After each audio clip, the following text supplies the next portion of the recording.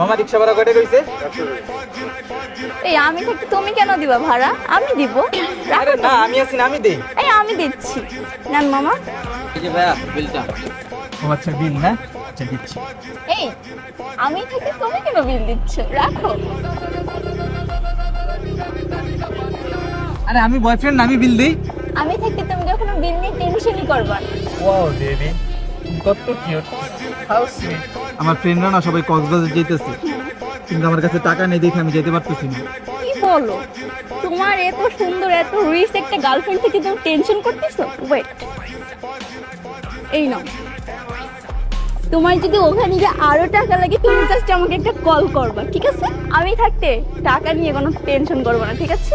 ঠিক আছে বেবি, তাহলে থাকো। হ্যাঁ, আচ্ছা ঠিক আছে।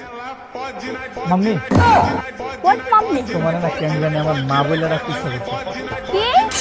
তুমি না আমার মায়ের মতো যত্ন করলাম। দোষালা, তোর সাথে আমার প্রেম করাই ভুল হয়েছে।